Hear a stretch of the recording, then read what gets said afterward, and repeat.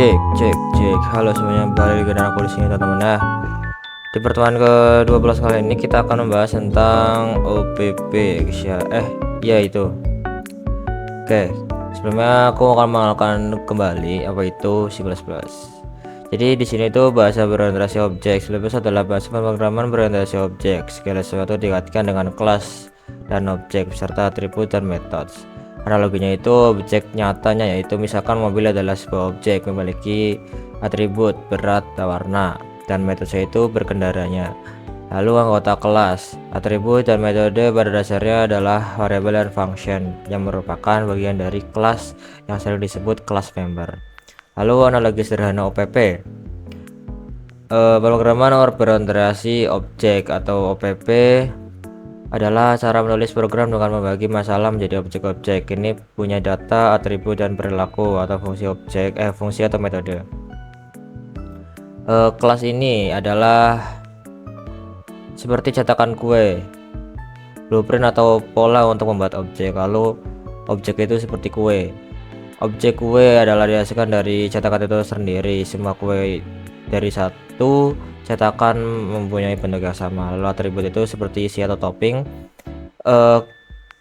Isi atau topping kue bisa berbeda meskipun bentuknya sama. Jadi analoginya seperti itu teman-teman. Lalu tujuan OPP itu, OPP adalah cara menulis program dengan membagi objek menjadi objek. Objek ini membagi kode menjadi objek. Objek ini mempunyai data, variabel, dan perilaku fungsi. Tujuan itu agar kode lebih rapi, membuat kode program menjadi lebih terstruktur dan mudah dibaca. Lalu kode itu mudah dikelola, mempermudah dalam memelihara dan mengembangkan program.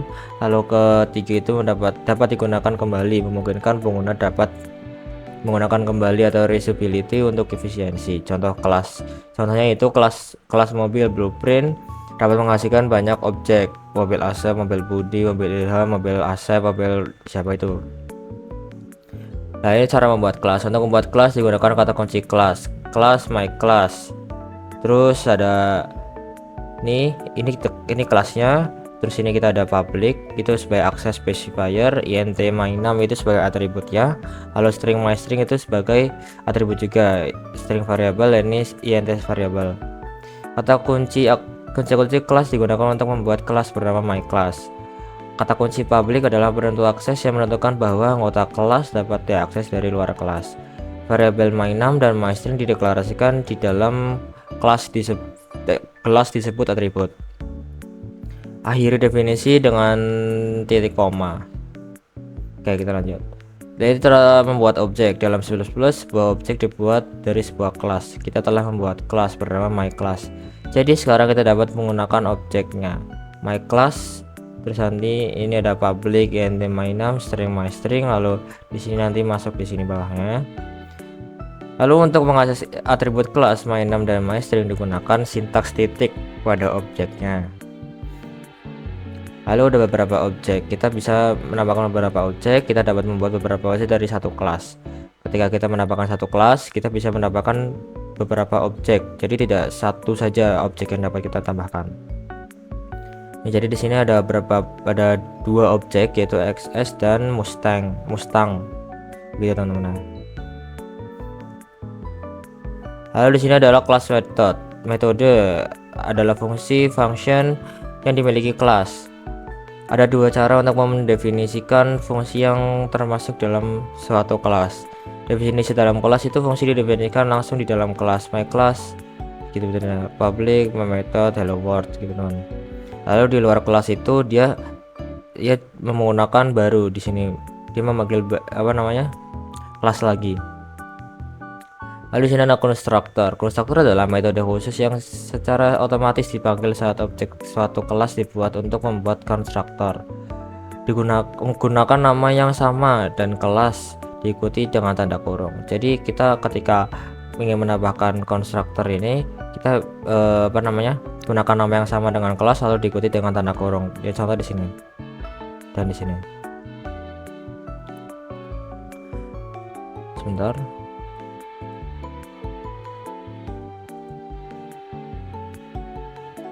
Lalu di sini ada Inheritance atau pewarisan.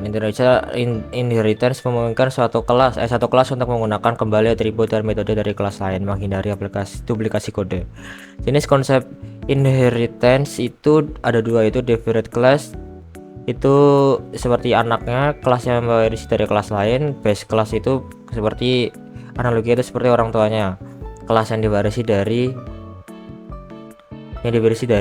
untuk mewarisi menggunakan simbol i. Jadi di sini ketika kita ingin mewarisi string, brandnya itu Ford kan, lalu di sini void hong, dia kode itu tut dan tut. Sini kita panggil kelas lagi, kelas car public vehicle, lalu public kita tambahkan Mustang.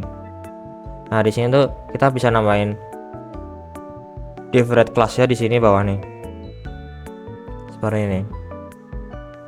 Lalu kita lanjut. Oh, selesai teman-teman. Jadi kita lanjut ke VS Code ya. Nah teman-teman, jadi di sini kita punya codingan, yaitu kita yang class dulu teman-teman. Jadi di sini kita menggunakan include IOStream, include string, using namespace std.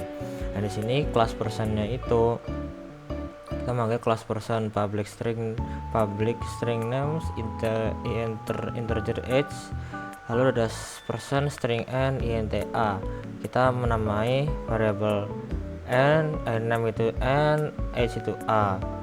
Jadi di sini void introduce itu ketika kita hello my name is, kita panggil name di sini, halo and I am kita panggil age di sini, halo years old dan ndl. Lalu int mainnya di sini person p radi 20 sama p introduce, lalu code name dan return 0.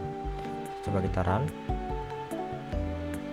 Nah di sini dia akan melepaskan output yang sama seperti yang sudah kita masukkan di sini, karena kita tadi person string n inta. Jadi di sini kita dapat ya name-nya Radit dan age itu 20. Jadi seperti itu teman-teman ya. Lalu kita ke pewarisan. Di pewarisan ini sebagai pewarisan, jadi di sini kelasnya animal. Lalu di sini animal string n, name sama dengan n.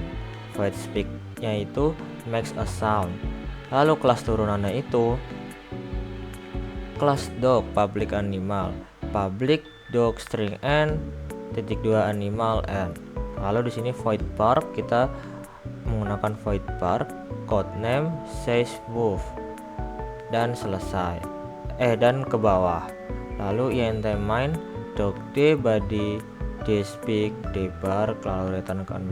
Jadi di sini ketika kita menampilkan di sini, jadi sini kelasnya animal, dia masih induknya. Lalu kita kelas turunan ke kelas dog public animal. Jadi di sini ketika kita panggil body sebagai dog, dia akan dia akan ngebark di sini. Begitu teman-teman ya. Kalau dia bukan anjing, dia akan speak. Gitu teman-teman ya. Lalu kita coba run aja. Nah di sini outputnya itu body makes a sound, body says wolf. Jadi di sini ketika kita masukinnya bukan body, sebenarnya sama aja. Jadi di sini itu hanya kelas induk dan kelas turunan saja teman-teman ya. Jadi tidak ada perbedaan ketika kita mengubahnya, kecuali kita memasukkan chain seperti itu teman-teman. Oke, kita lanjut ke PPT teman-teman.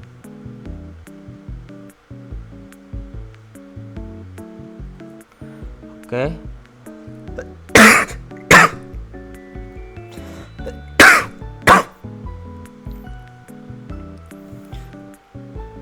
Kita akan ulas kembali tentang kelasnya tadi. Tadi kan kelasnya kita kan menggunakan dog, kelas animal, kelas publicnya animal dan kelasnya dog.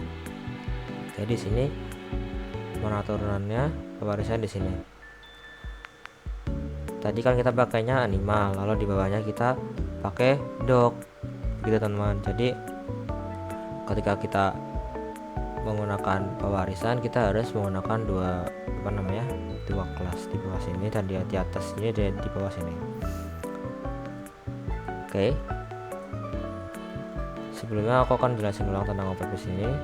Yaitu tadi kita sudah menggunakan OPP teman-teman. Cara menulis program dengan membagi kode menjadi objek. Nah, tadi kan kelihatannya lebih rapi ya teman-teman, dan mudah dikelola dan dapat digunakan kembali. Dengan digunakan kembali ini tadi itu kita bisa menggunakan kelasnya 2 kali. Jadi kita menggunakan pewarisan, teman-teman. Oke, sekian video dari aku. Terima kasih buat kalian yang sudah menonton. Nanti ada video lagi tentang C++ juga. Terima kasih buat kalian yang sudah menonton. Jangan lupa like, comment, and subscribe. Jangan lupa nyalain loncengnya teman-teman ya. Dan ya, bye bye.